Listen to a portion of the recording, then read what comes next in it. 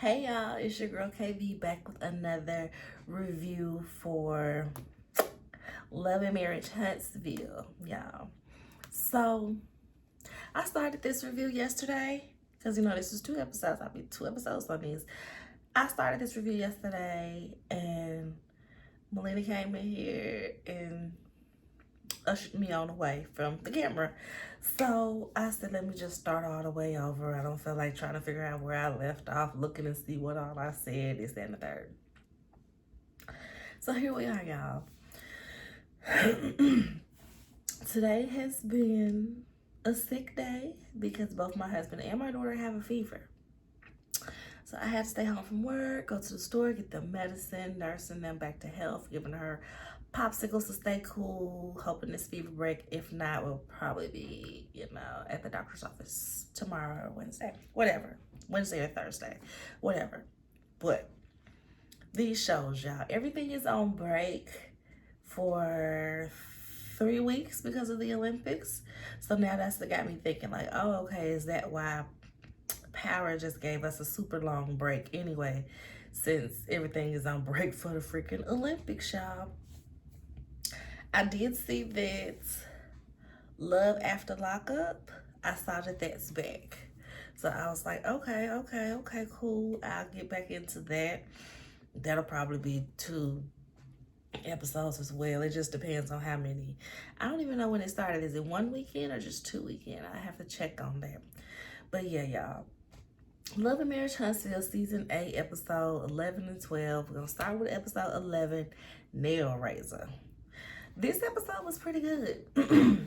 I did enjoy this episode, which is saying a lot because I don't particularly enjoy a lot of these episodes.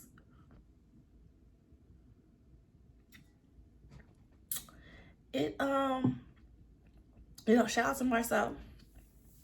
Marcel was, the leading man of this episode.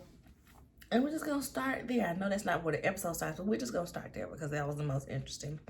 So we see Marcel talking to Trisha's estranged husband, Marquez.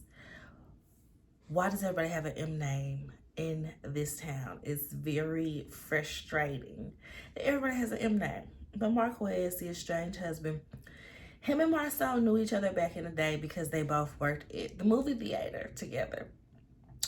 So they've been knowing each other for a while, but Marcel didn't really know that that was Trisha's husband. He knew them separately. It's given he met Trisha on the show, even though he knew Marquez all these years ago. So he comes over to Black and he, you can tell he's wanting to vent, okay? Carlos King called him and said, hey, we need some tea or something. You're going to have to give us something. You're getting brought up too much for you not to be visible. Don't say me this thing I already not charging. I can't stand it. My phone, it better not die. But they sitting there having this conversation. Like I said, it's just giving. Carlos King said, hey, you being talked about a lot. We're going to have to sit you down with somebody. Okay, you know Marcel? Okay, good. That's who we're going to sit you down with. So he goes to Marcel and he's venting. And it's giving, he thought that it was going to be some male camaraderie. Yeah, FBs, get money, He-Man, Woman Haters Club type meetup.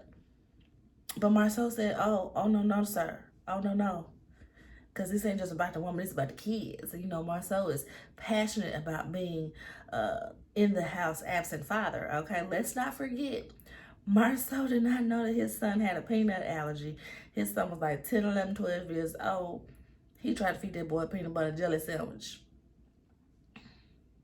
So it's funny that these things are coming from him, but hey, the message is still there, y'all. So they're starting this conversation about Marquez and Trisha. What happened? Why'd you move away? This, that, and the third. Why are you upset? What is this tension? Why haven't y'all gotten a divorce? Marquez straight up admits that he was not there for Trisha when both of her parents died 6 months apart. And I'm like, honey, that's enough right there for me to leave you and be done with you and file the divorce papers. Both of my parents died 6 months apart and you can't be a shoulder for me to cry on. Get up out of here. Get up out of here. So Marcel was asking him, like, so where were you if you weren't there for her when her parents died? Like, what's really going on? He was like, well, I was there physically, but emotionally, I had already checked out. So Marcel's just like, okay, cool. But Marquez feels like Trisha was wrong in the way that she was moving when she got with Ken. Okay. Right. It's just all sounds so crazy. He does not respect Ken because Ken did not come and ask him his permission to play daddy to his children. This man said that he left Huntsville and moved to Atlanta because he didn't want to see Trisha be with Ken and Ken playing father to his children. I'm like, so you move away and give him all of the space and opportunity to play daddy because you don't want to physically see him play daddy? All types of crazy, y'all. He also mentions that his daughter, his 10-year-old daughter, has had some strong opinions about him as well. About how, a man don't leave his family and this, that, and the third, and he's my daddy now, basically. And he feels like Trisha has put that in her head. He said, no, she's 10 years old. She is big enough to have those thoughts herself. She had you in her life for this amount of time. She saw what it was like when you were gone. She sees what it's like with another man being present. Marquez dumb behind says, she's trying to erase 6 years of me from my kid's life. How is she erasing it when you left them? And that's what Marcel said, like, you left your family. How is she erasing anything when you could have been going, taking them to school and doing this and doing that? Well, nah, he over there playing daddy. He trying to take my kids to school and be there at dances, and he not their daddy, and da-da-da. And Marcel was like, well, yeah, he's their father. Marcel was like, he's their father. Marquez said, well, what constitutes him being a father? He said, well, him picking him up from school, taking him to the dances, everything that Marquez just said. Marcel repeated it back. Yes, that makes him a father to your children. So for him to be so mad, it's just like, it's stupid.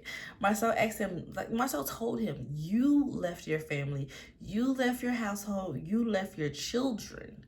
What was she supposed to do? Sit there and cry about it? And he was just being extra foolish because Marcel asked him, like, well, wouldn't you want your kids to have a man in their life where if your daughter had a bad day at school, she had a long day at school, she can come home and go to him and cry in his arms? He said no, he need to tell her to call her father. Marcel said, so you want somebody that's emotionally unavailable to be raising your kids? He had to switch it up. Well, no, I ain't saying all of that. I'm just saying, I'm their daddy and they need to respect it. Marcel was going in on him. Yeah, it was so beautiful to watch because Marcel was going in on him because he just sounded so foolish with everything. Marcel told him he ain't the stepdad. He the dad that stepped up. I'm sure he over there paying bills. I'm sure he done bought your kids stuff. He was like, yeah, man, he be taking them on trips out the country, and he bought my son a car. Sir, so you wasn't man enough to buy your son a car, but you mad at the man who did. It's giving, I don't measure up to him, so nobody can have him. Y'all need to want me back in y'all lives, not this muscle man taking y'all on trips and buying cars, okay? Because I can't do those things. So he shouldn't be doing those things either because it makes me look like a bad dad, okay? All times are crazy, right? Marquez said, because Marcel said something along the lines of like, well, yeah, he loves her. He's with her. Well, yeah, he supposed to be doing that stuff for them because he loved her, so he supposed to be doing that stuff for him. He was like, yeah, but he can decide to leave too, and this and the third. He ain't gonna never leave Trish. He ain't going nowhere. He worshiped the ground she walk on. My soul said, well, somebody has to. I said, check and mate, y'all. He really got him together because he was sounding so immature and jealous. And it was just too much pride. It was way too much pride. Your children are healthy, they're cared for, and you have been slacking on your duties to do those things. So your estranged wife found somebody else to do it. That's your fault, buddy. That's you. So the next main part of this episode is the Fletchers being with Dr. Francis. He comes over to do a session with the whole family. I've missed Dr. Francis, y'all. We need Dr. Francis back in a regular capacity. This sucks. My phone's 20%. In a regular capacity because he does good work. Okay, he have the people reflecting on their habits and their lives and what they need to do to be better. For the most part, in this session, we see exactly why the kids were trying to make Nell go to therapy, because she's crazy. She's loud. She doesn't listen. Like, ooh, she does not listen. She's over talking everyone. She's way too emotional when things do not have to be that emotional. It could just be a cut and dry yes or no. And I was sitting here like, she is cutting everybody off. He's not going to address her constantly cutting everybody off when they're trying to speak. But the way that he ended up doing it had me cracking up, y'all, because he did it so indirectly. He referenced her doing that while he was speaking directly to the kids and not her. He's like, yeah, I know when you try to talk to your mama, she coming with a whole lot of noise. She coming with a whole lot of noise, but you know, that's because she's hurt. But yeah, I get it. You don't want to talk to her because she coming with a whole lot of noise. Nell was sitting there like, oh, me? Me? I'm the noise? Okay, I guess. And it was funny because it was a way to like disarm her without her getting defensive, because he wasn't speaking to her directly, but he still addressed it in a non-accusatory manner. So that was interesting. That was funny to me. He tells her to go down the line of all the kids and says something that she loves about each of them. But since Nell does not listen, she does not complete the activity as it was given to her. She goes down the line and tells each child how she feels about them, whether it was good or bad. It was so annoying. It was so annoying because it's like, you can't even go down the line and say something good about each of these children. I know they're not that terrible or needy to where you can't think of one good thing about each of them. And the thing is, people would think I'm team the kids on this, but I agree with Nell. They can't just come over asking for money every time they need it. They can't just, you know, rest in laziness because their parents rich, their parents got money. But, you know, Nell, just tell them no. Don't say yes and then be pouting and mad and crying about you can't do X, Y, Z. Just flat out say no. You're the bigger adult here. You have to be able to handle yourself. Period. So that's how I feel about that. But she was getting pretty annoying. Ooh, y'all heard my hips crack? That is crazy. Y'all, I don't know why I poured myself a full glass of Prosecco. Well, this is, you know, my Timosa, so it's not all Prosecco, but a full beverage when I gotta go to cycle class in 2 hours. I'm gonna be on somebody's bike struggling and sweating because of that glass of Prosecco. But you know what? Such is life. Later on, we see Marquez and Trisha. They're talking about everything, and he claims that, you know, Ken was in her life trying to replace him the whole time. She's telling him, nah, that wasn't the case. You were long gone when we were starting to date. And it just is what it is. He bringing up some stuff about, oh, you said you wanted some chocolate, and he was putting chocolate emojis in your comments, and it was just all the stupid stuff where it's like, dude, whatever. Marquez is claiming that he called Ken up for constantly commenting on Trisha's pictures. And on the phone, Ken told him, well, you need to check your B. You need to check your B.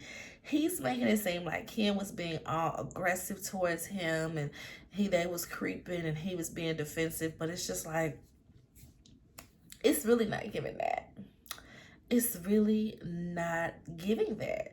At one point, he called him Muscle Man. I said, yes, sir, you're real jealous. I could tell from that Muscle Man comment and from him buying your son a car and taking your kids on trips out the country. Baby, you real jealous. You real jealous of Ken, okay? It's giving jealousy. So, where I'm at. He's just super jealous. They going through the rest of the conversation. He's like, yeah, but you're still married. We're still married. She's like, yeah, that's the problem. Can you go file for the divorce? And my thing is like, girl, why you need him to go file for the divorce? You need to get your butt up and go file for the divorce. The fact that she didn't even show up to this meeting with the divorce papers, baby, I would have had the divorce papers on hand. The papers need to be on standby, okay? I would have told Carlos King, can we delay this a week so that I can go see my lawyer and have some papers to give to him so he can take it to his lawyer? Because we need to get this done as fast as possible. It should have been a look at clause B, look at clause C to get your lawyer to look over it and call my people. We can set up the meeting to get this finalized. Not you asking him to go ahead and file for the divorce. I was confused on that. Because does it even matter who files for the divorce? Y'all been separated for like 6 years at this point. Like, you technically married to a whole other man.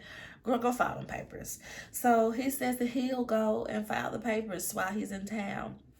But asks her to go half on the $400 filing fee. Y'all, Trisha looked at him like disgusted. She looked disgusted. So was I. I was disgusted at him asking that. And you know who else was disgusted by it? Dr. Heavenly. Y'all know I'll be watching her and Carlos King do their little reviews together. And they were disgusted by it all. Oh, I should have watched that first before I did my review, but whatever. They were disgusted by it all, y'all, because you ain't got $400 to take care of this. Trisha said in the confessional, Ken will take care of it. Y'all, Dr. Heavenly was truly, truly cracking me up because she is just so daggone silly in all of their little reviews. Like, she was just so silly. And the way she kept harping on that $400 that he wouldn't take care of. I said, girl, I'm right here with you. I'm right here with you. So now we're on episode 12, Martell and Tales. This episode was all over the place. It was all over the place. Oh my God, it was all over the place. So,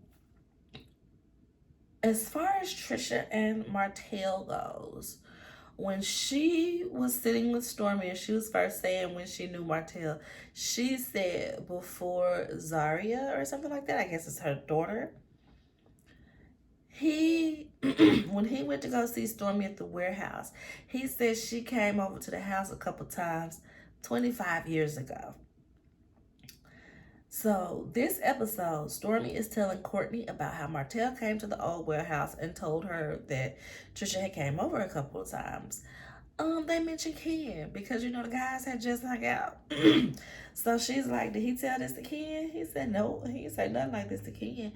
I said, of course not. Martell don't want that smoke. Martell don't want no smoke with Ken. They already be messing with his muscles and stuff. They is intimidated and scared of that man, okay? None of them want that smoke. So Stormy is now like, well, I gotta go tell her that he said this because it's gonna look shady on me if I don't. So next we see Destiny go visit Martell. He's having coffee. She wants wine. She says a little something. She's talking about her baby's pictures. Look at his school pictures. Look at law school pictures. He's so cute, right?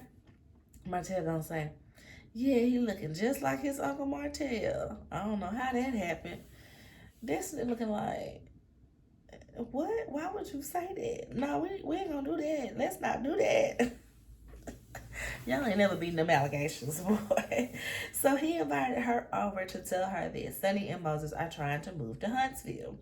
She feels away because why are they trying to move here? and I'm with her. It's giving clout chasing. It's giving, I want to be on the show. I want to talk Destiny. I want to put it in her face that we're happy. That's what it's giving.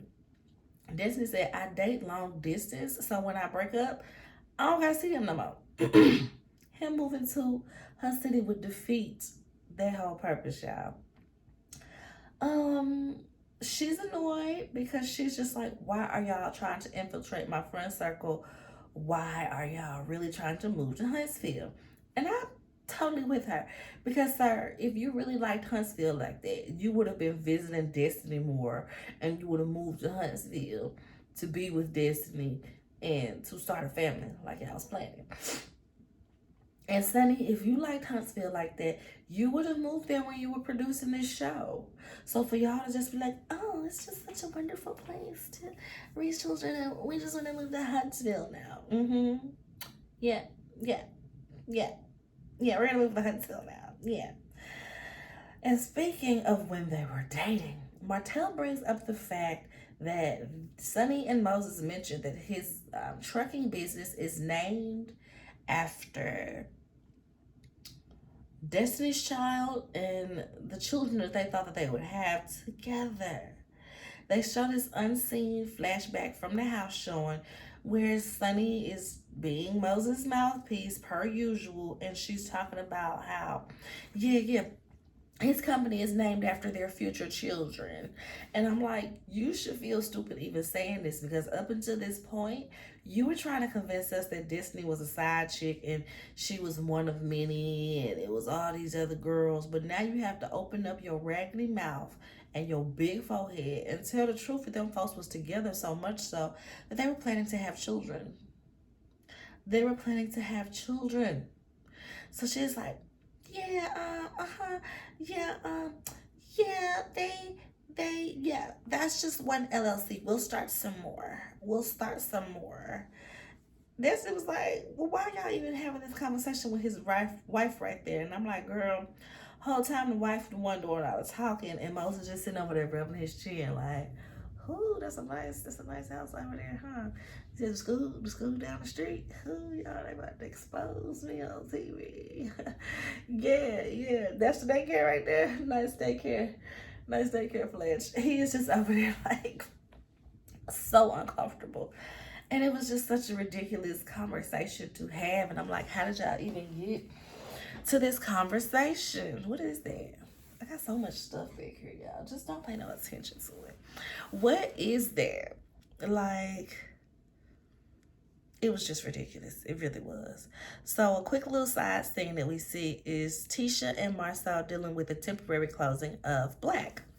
Apparently the community do not be wanting them there.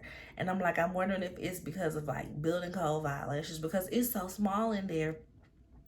And one weekend we went to Huntsville for a podcast show, my husband and I, and I said, let's go to Black. Let's see what Black talking about. Let's see if it's open. Let's see if we can get in, have a couple little drinks or whatever. We get there. It was a really funny experience to me, y'all. Really funny experience. We did see Marcel. He was like the first person we saw when we came in, and I guess was that we dressed up. We weren't even all that dressed up, but I guess maybe he just know everybody in Huntsville, because he looked at us and was like, where y'all from? I said, damn, we don't look like we from Huntsville. We not, but we don't look like we from Huntsville. So like he like walked right over to us, asked us, where we were from and what we were doing in town, and just making conversation. And so I was just like, telling them, yeah, we're here for a podcast show. I watched the show, I want to come see Black, have a couple drinks. He's like, okay, cool. And he looks around and he's like, ain't no tables available. So I guess he had a table where he was sitting there with one of his friends.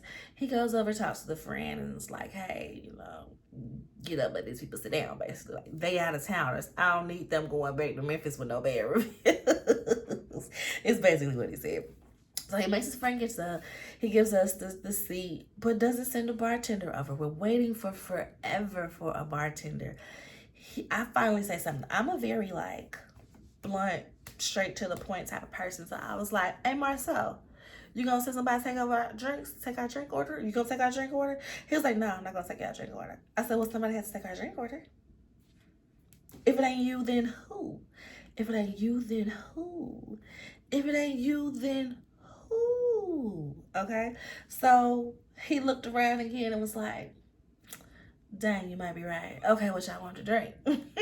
We show him what drinks we want. He goes up to the bartender, tells the bartender to make these drinks. And so it was cool. It still took forever to get the drinks. The drinks were good and strong. I will give him that. They took forever, but the drinks were good and strong. And I asked myself for a picture. I said, I told you I'm a fan. I like the show, whatever. Can we take a picture? Marcel said, with me dressed like this?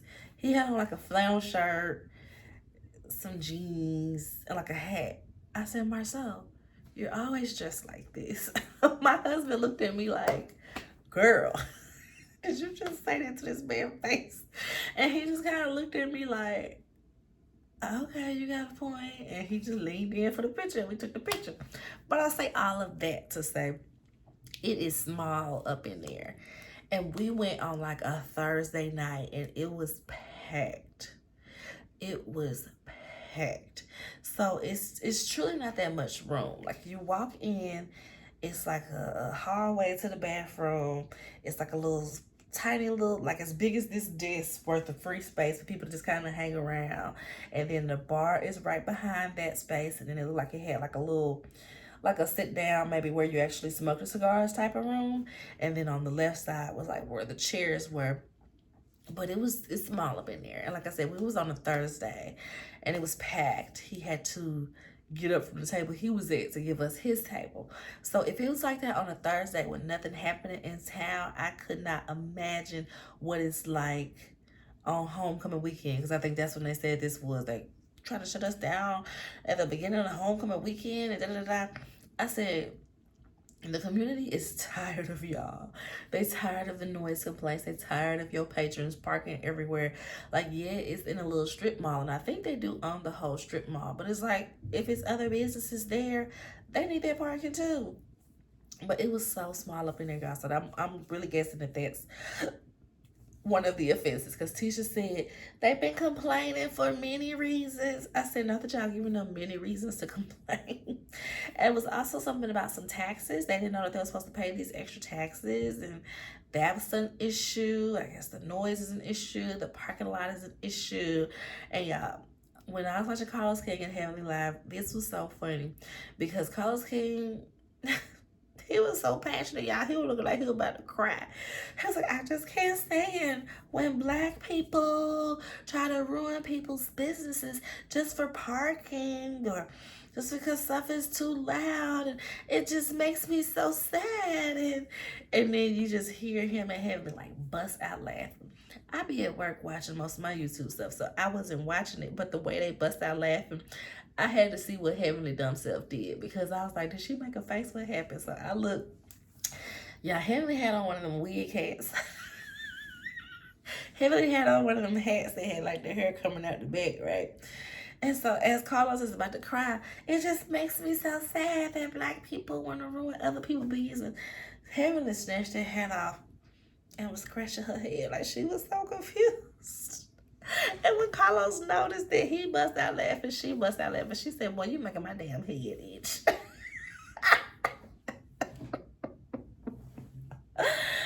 Heavenly is such a clown. I can't believe she did that one like that. She is such a clown, y'all. Dead ass just pulled off her wig and scratching her head like, boy, is you really about to cry? I'm like, girl, you is all of us, because I'm sitting here like, this about to cry. Next we see Trisha at home, and she's with Ken. She tells him that she met up with the ex and updates him on all of that. They're talking about how Marquez was feeling a way that Ken was acting like their daddy and the kids was acting like that's their daddy. Ken admits, he's like, yeah, if I was him and I found out that my daughter did her school project on another man, yeah, that would have broke my heart. I ain't gonna lie. That would have broke my heart. And I'm just like, so grown up for Ken to admit that. But at the same time, Marquez, that should make you truly question yourself and your methods, because your daughter chose to do a school project about her dad and did it on this man that's interim stepdad, because they not married, so he's not a full-blown stepdad. He's the interim stepdad. She did her project on him and not you. So yeah, that should make you reflect on, the time that you spend or don't spend with these kids.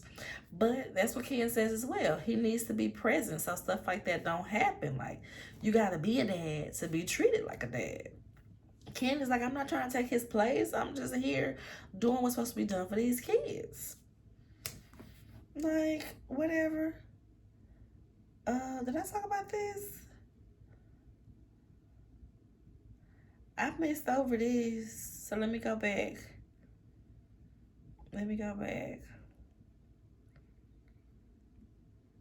So we see Trisha and Destiny working out. I got the show up while I'm reviewing it, so I saw this thing like, I ain't talking about that. We see Trisha and Destiny about to work out, and I guess Carlos King said that they cannot carry a scene alone. It's gonna be too boring. So he called Stormy up and said, Stormy, come spill that tea that you just got, okay? Stormy looked like she rolled out the bed, put on, the least effort outfit that she could, because she wasn't planning on filming today, or she was already done filming today, and he done called her to come over in this scene that she wasn't really supposed to be in. That's what he was giving, y'all. So she tells Trisha that Martell said that she had came over to his house a couple of times. Destiny was like, were y'all sneaky links or something? It was so funny the way it happened, because when Destiny asked this, Trisha was in the middle of explaining and she was doing a lot of hand motions. So she's like, why would he say that I came to his house? Or da-da-da. And Destiny's like, well, were y'all sneaky links or something? And Trisha was like, no.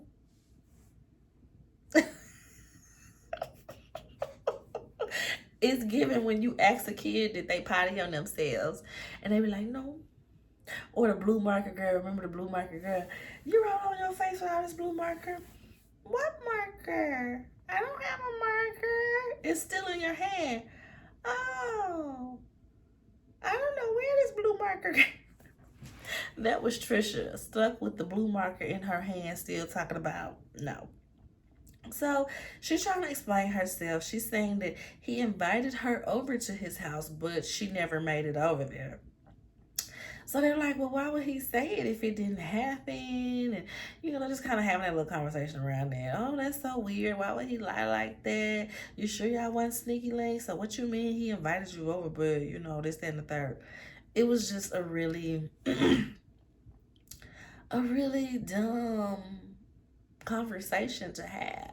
Because, Trisha, we all see that you're lying. And the more that you lie, the more that we feel like you're hiding. So it's like, if it's not that deep, if it didn't happen while you were with your husband or while you were with Ken, it shouldn't matter. Tell your truth, homegirl. Tell your truth. That's the only way that the audience is going to respect you and lay off. Because right now, we on your head. We on your head right now. So, back to Trisha. Trisha is, still with Ken. So they move on from the conversation about Marquez and, the daddying of the children, and they move over to the Martell conversation. Trisha tells Ken basically the new discovery. And in this convo, she tells him, oh, Martell told Stormy that I had been over to his house a couple times. Well, why would he say that? Well, I did go over to his house a couple times. And the whole time she like this. She just like, lift your head. Enunciate, project, stop talking in your chest. That's another reason why it's giving guilty, because she talking into her chest like she shamed, like she lied. Okay. And it just makes me feel bad for Ken, because Ken is annoyed because he feels like people playing in his face. He feel like Trisha playing in his face because, he don't say this, but I'm sure this is the underlying reason. You done brought me on this show with this man that you done slept with. You didn't tell me that you slept with him. Now he in my face lying like he ain't slept with you. And both of y'all playing in my face and it ain't cool. That's what it's giving. And I'm just like, why would you bring this man on the show to just constantly embarrass him? Just constantly embarrass this man. Her story is that Martell invited her over to go to the gym in his place, and this happened about 4 years ago. Now, when she said this to the girls, they were like, 4 years ago? Wasn't he still married or getting a divorce 4 years ago? And I'm like, okay, so he was freshly separated from Melody, and this is why y'all won't just come out and say this, that, or the third, which I kind of figured, because Martell doesn't want to say anything because he doesn't want to make it seem like he been cheating with all these women when he was indeed cheating with all of these women. So Trisha is claiming that when she went over to Martell's house, she was talking to him about being separated from Melody because she was recently separated from her husband. They're in the same position. She's trying to give advice. And she said that Martell was like, I ain't come over here. I ain't invite you over here to be trying to counsel me. Like, girl, I ain't got time for this. Ken kind of go off on her like, you should have been told me this. And I agree. I would never. I literally just had a situation, not this past weekend, but the weekend before that, where we're going to one of my good friends' birthday party, and I dated one of his exes. I straight up told my husband, one of my exes there. One of my exes there. Just a heads up. Because if the roles are reversed and I'm gonna be somewhere around somebody that he dated, he needs to tell me. He needs to tell me. So I would never not tell him that. That is information I will gladly volunteer. Because I ain't ashamed of nothing. I ain't ashamed of nothing. I ain't afraid of the backlash because if I did it, it was in the past. So what is to be ashamed about? What is to be scared about? So he's just like, Ken he's upset that she didn't tell him, but he's not upset that it happened because he's like, everybody got a pass. I'm not mad at you for that. It's just the fact that you didn't tell me. And she goes, well, I don't have a past. It made me want to jump through my TV and choke her. It made me want to jump through my TV and choke her, y'all, because the nerve of you to say that you don't have a past. What you mean? You got a past with Martell. You got a past with a whole husband that you still married to. And I'm sure things that happened before and in between them. So the fact that she was, I don't have a past. And I'm like, the nerve of her to say this is just lending more to the assumption that y'all did smash. That's what you're doing, sis. You're making us be like, yeah, they smashed because she's doing too much. I don't have a past. Girl, you're not helping your case.